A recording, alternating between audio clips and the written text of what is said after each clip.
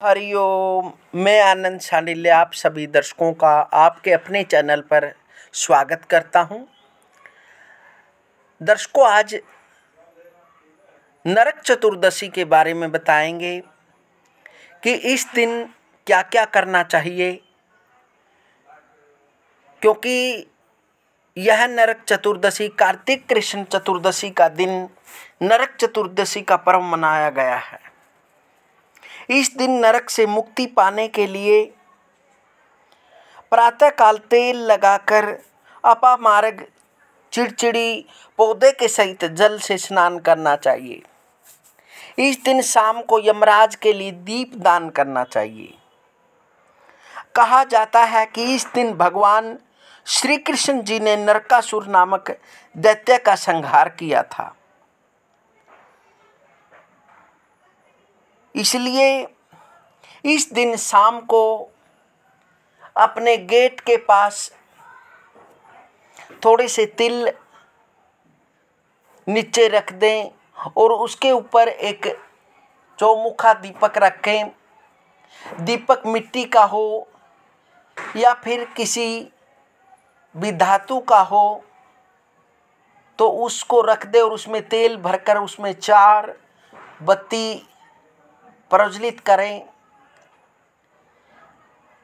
और यमराज से प्रार्थना करें कि हे यमराज, हे मृत्यु के देवता, आप हमारे परिवार पर कृपा करना और आपकी कृपा से हमारा परिवार रोग दोष से दूर रहे और हमारे घर में आपकी कृपा से कोई अकाल मृत्यु न हो।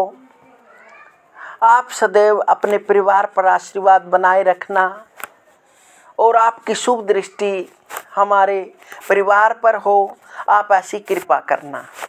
इस प्रकार से आप यमराज को हाथ जोड़कर प्रार्थना करना और यह दीपक दक्षिण दिशा में जगाना। यदि आपका घर का जो मुख्य गेट है यदि वो दक्षिण दिशा में है तो और भी अच्छा है, यदि ना है तो फिर आप या तो अपने घर में दक्षिण दिशा की ओर ही दीपक को प्रज्वलित करने की कोशिश करें और इस प्रकार से प्रार्थना करके फिर उसके पास बैठकर नरक चतुर्दशी की कथा करें। नरक चतुर्दशी की कथा इस प्रकार से है। प्राचीन समय में रंती देव नामक राजा था। वह पहले जन्म में धर्मात्मा एवं दानी था। पूर्वकृत कर्मों से इस जन्म में भी राजा ने अपना दान आदि देकर सत्कार्य किए। जब उसका अंत समय आया तब यमराज के दूत उन्हें लेने आए। बार बार राजा को लाल लाल आंखें निकाल कर कह रहे थे, राजन, नरक में चलो, तुम्हें वहीं चलना पड़ेगा। इस पर राजा घबराया और नरक में चलने का कारण पूछा। यम के दूतों ने कहा, राजन, आपने जो दान पुण्य किया है उसे तो समस्त विश्व जानता है, किंतु पाप को केवल भगवान और धर्मराज ही जानते हैं। राजा बोला, उस पाप को मुझे भी बताओ जिससे उसका निवारण कर सकूं। यमदूत बोले, एक बार तेरे द्वार से भूख से व्याकुल एक ब्राह्मण लौट गया था। इससे तुझे नरक में जाना पड़ेगा। यह सुन राजा ने यमदूतों से विनती की, मेरी आयु 1 वर्ष बढ़ा दी जाए। इस बात को दूतों ने बिना सोच विचार किए ही स्वीकार कर लिया और राजा की आयु 1 वर्ष बढ़ा दी गई। यमदूत चले गए। राजा ने ऋषियों के पास जाकर इस पाप से मुक्ति का उपाय पूछा।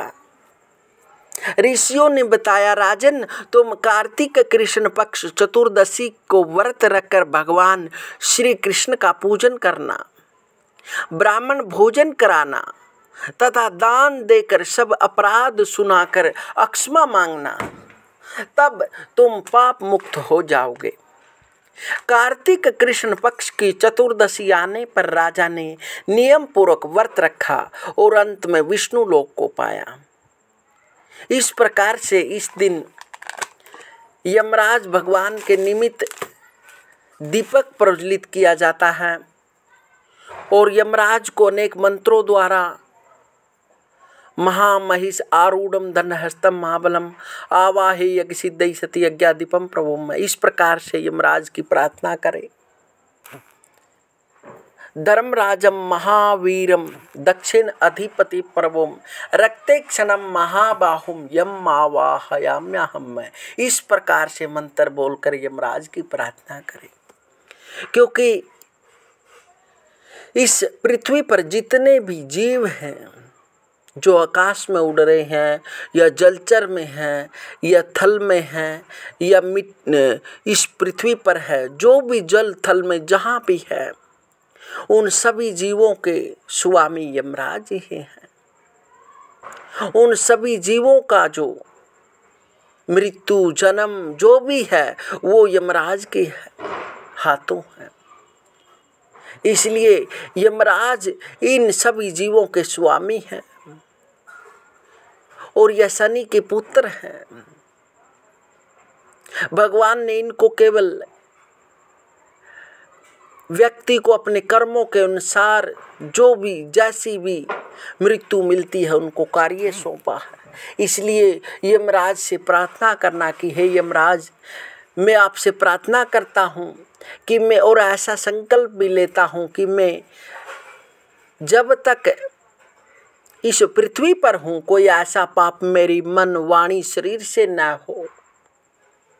इसलिए यमराज से प्रार्थना करें, हे यमराज, आप मेरे पर कृपा करना और मेरे को 700 वर्षों तक जीने का आशीर्वाद देना।